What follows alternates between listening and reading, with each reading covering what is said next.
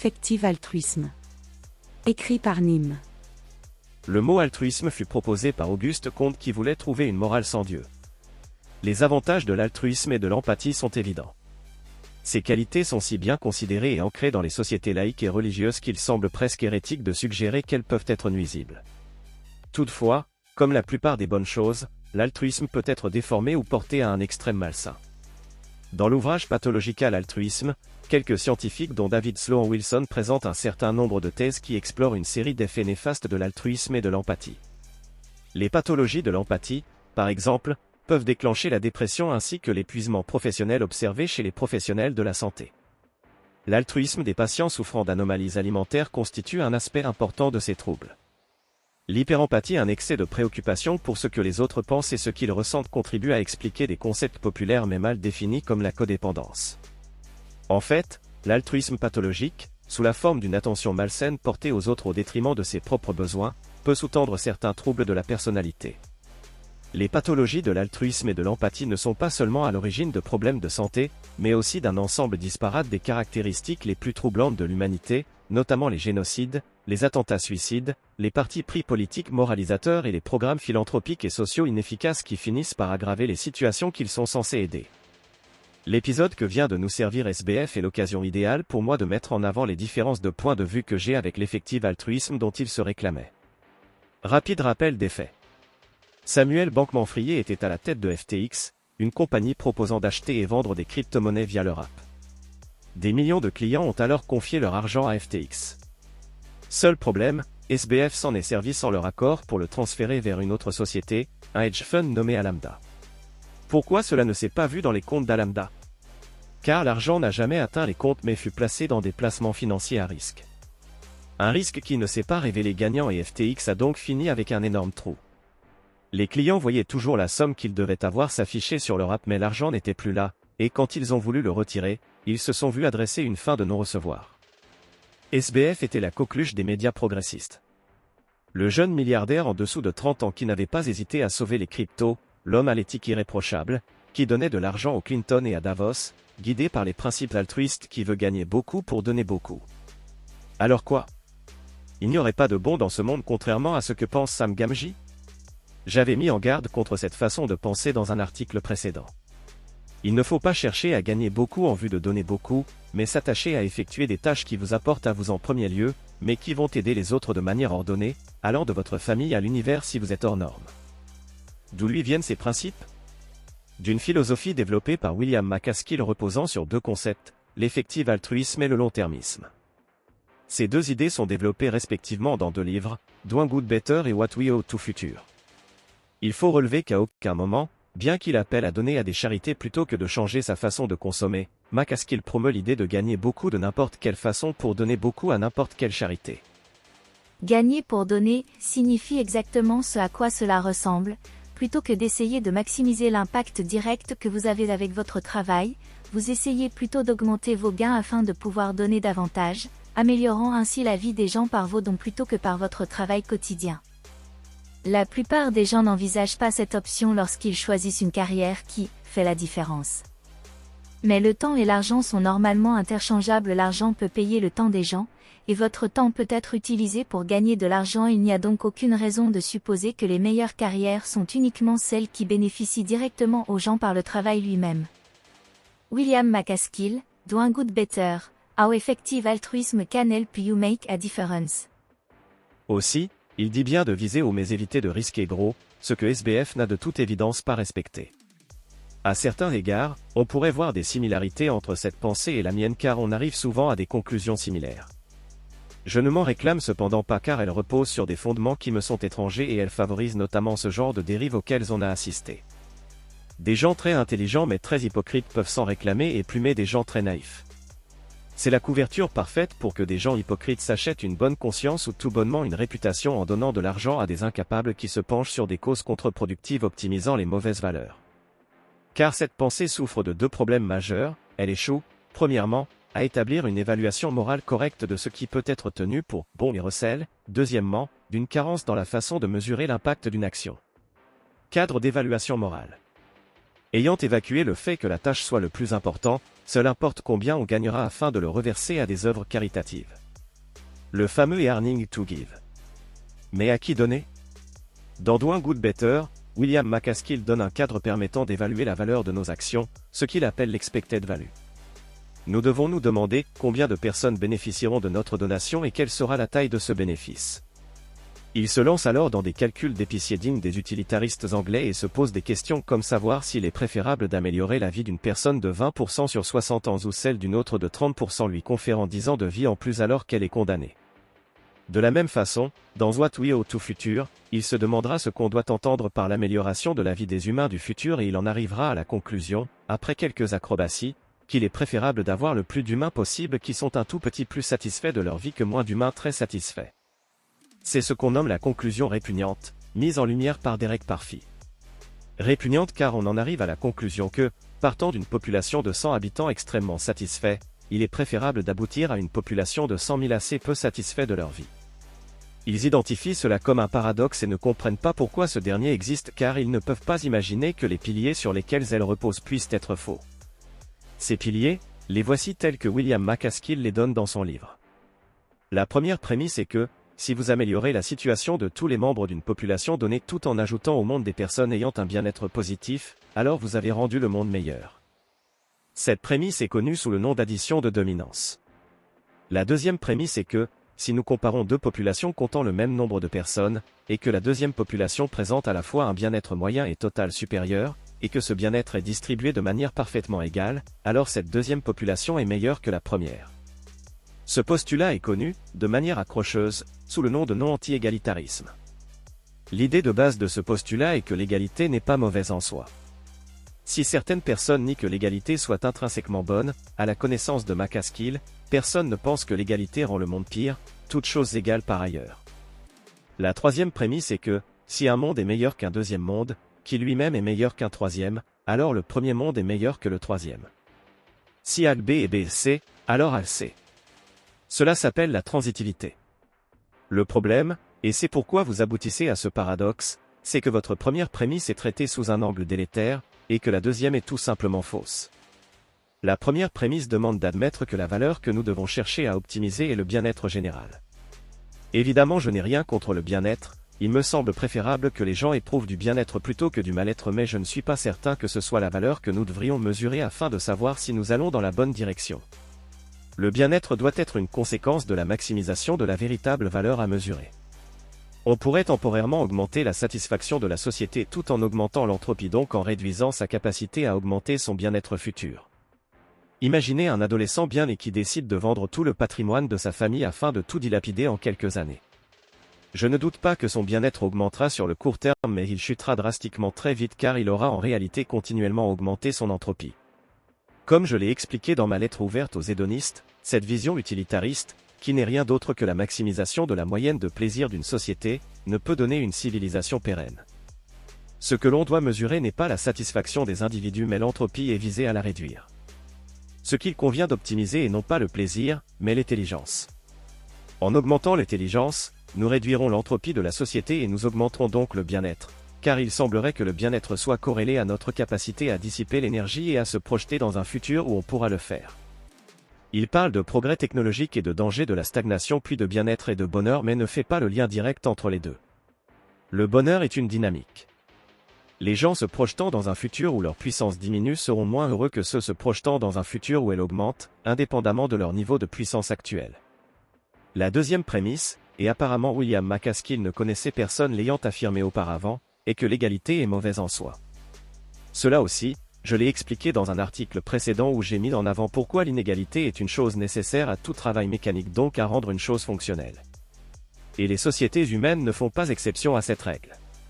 Tout système nécessite une différenciation, une individuation de ses composantes pour fonctionner. Il faut une différence de température pour qu'un cycle de Carnot fonctionne et fournisse du travail. Il faut une différence de potentiel pour qu'un courant circule. Il faut une différence de hauteur pour qu'une cascade fasse tourner une turbine. De la même façon, pour se maintenir dans le temps, les sociétés humaines ont besoin d'individuation, de différenciation et donc de hiérarchie. Définir comme but de notre cadre moral la répartition égalitaire de la satisfaction n'est pas viable. S'il doit nécessairement y avoir des riches et des pauvres pour que la société soit fonctionnelle, on ne peut pas s'attendre à ce que tous disposent de la même satisfaction vis-à-vis de leur existence. On peut tout à fait être en bas de l'échelle et être extrêmement satisfait, mais je ne crois pas que cela passe par une redistribution via des œuvres caritatives. La seule façon d'être satisfait est de comprendre que l'on est à notre place et qu'on participe à une œuvre collective d'importance capitale. On peut tout à fait être en bas de l'échelle et ne pas se sentir à notre place et ne pas s'en satisfaire. Alors il faudra tenter de s'élever jusqu'à ce que l'on estime être notre place véritable et se satisfaire d'où on échoue si on ne peut plus monter. Mesurer l'impact d'une action. Le problème majeur de l'ouvrage est donc son incapacité à définir ce qui vaut vraiment d'être optimisé et de facto, la façon de le mesurer. Comme tous les auteurs tournant autour du futurisme et du transhumanisme, il se lance souvent des séries de calculs approximatifs car il part du principe faux que le monde serait probabiliste et qu'on pourrait évaluer correctement la valeur d'une action. William McCaskill n'échappe pas à la règle en s'appuyant sur l'expected value theory. Lorsque nous réfléchissons aux changements que nous pourrions apporter au monde, nous ne savons pas combien de temps ils dureront, ni quelle sera leur importance ou leur contingence. Nous avons donc besoin d'un moyen de prendre des décisions face à l'incertitude. Le compte-rendu le plus largement accepté de la façon de le faire est la théorie de la valeur attendue. William McCaskill, What We Owe to Future. Cette théorie repose sur trois choses: la probabilité qu'un événement se produise, l'attribution de valeurs subjectives à des résultats potentiels et finalement attribuer une valeur quantifiable à ces différents résultats afin de décider lesquels sont bons et mauvais et combien ils sont bons ou mauvais. C'est ce qu'on pourrait appeler du bayésianisme et cela marche redoutablement bien au sein d'un système fermé où on peut clairement identifier les différentes options de façon exhaustive. Mais ce n'est pas le cas dans le monde réel. Il mentionnera d'ailleurs comment sa colocataire, Liv Burey, lui a chaudement recommandé de l'utiliser en tant que joueuse de poker professionnelle. Et oui, car cela marche quand on joue au poker, mais pas dans le monde réel.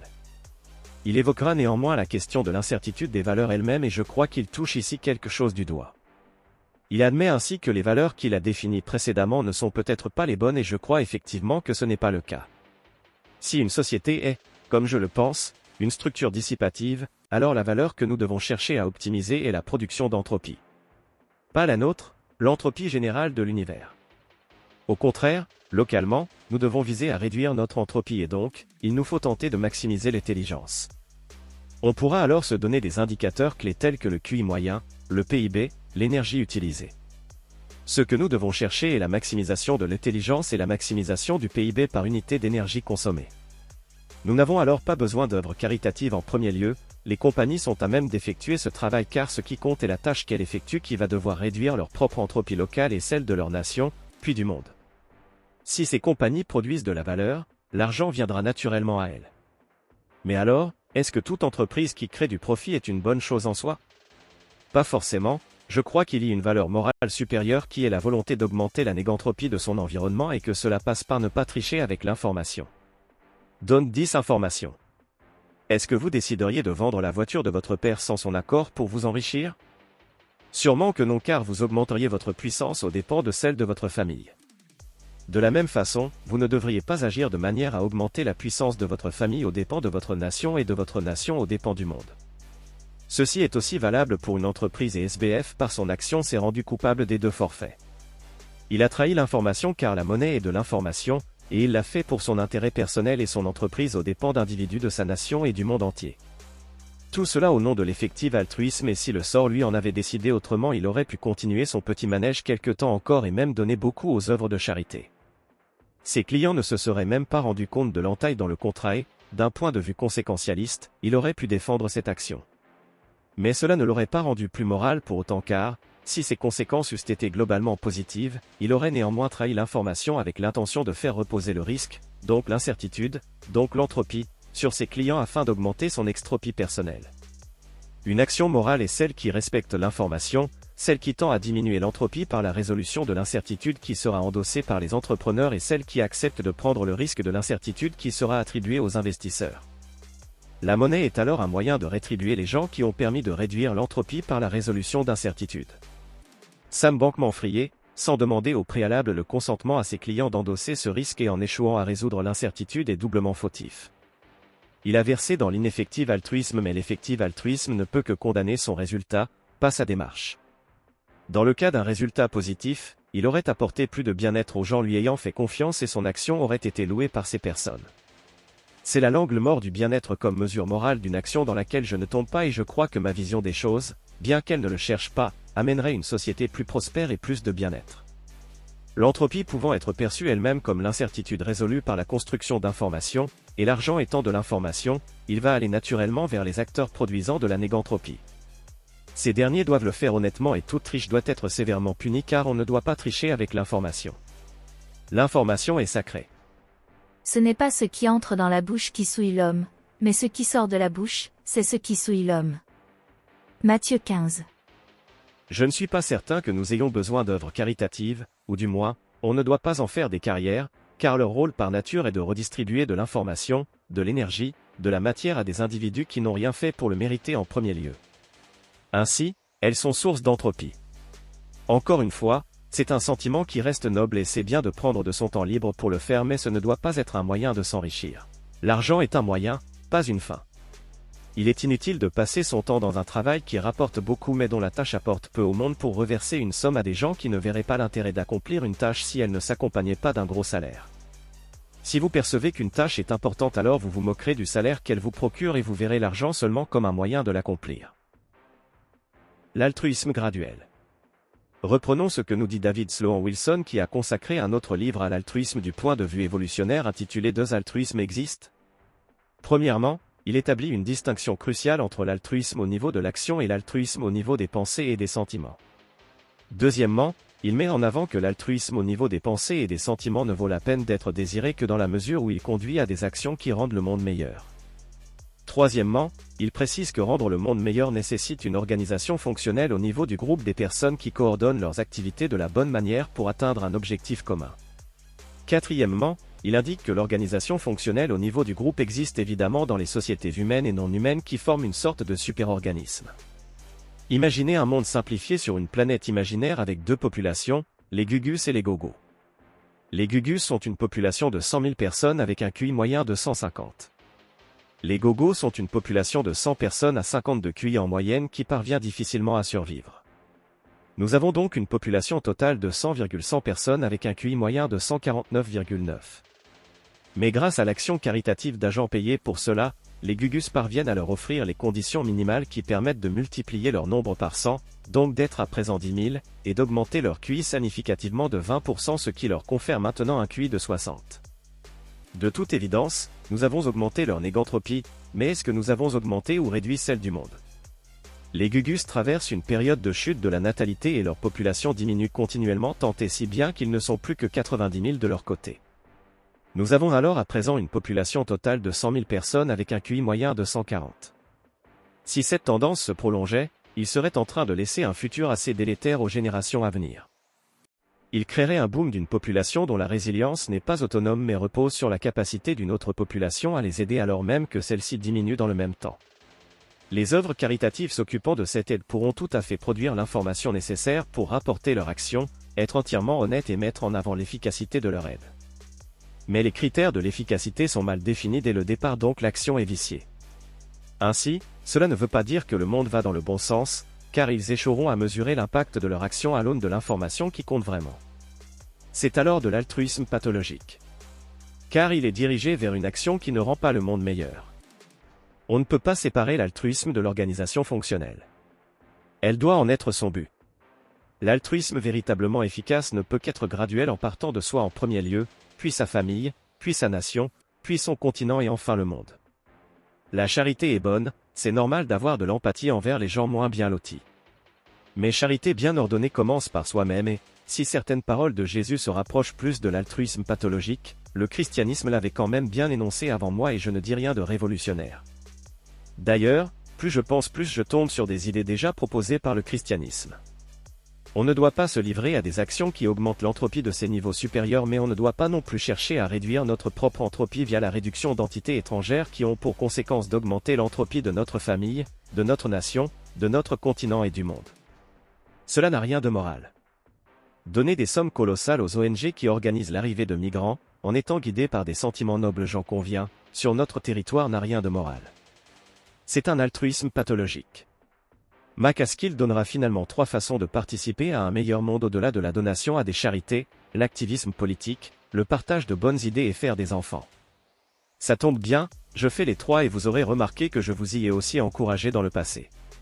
Je crois qu'il y a du bon dans ce monde et qu'il faut se battre pour cela, mais je crois qu'il y a beaucoup de personnes guidées par les meilleurs sentiments qui causent plus de mal et beaucoup d'hypocrites.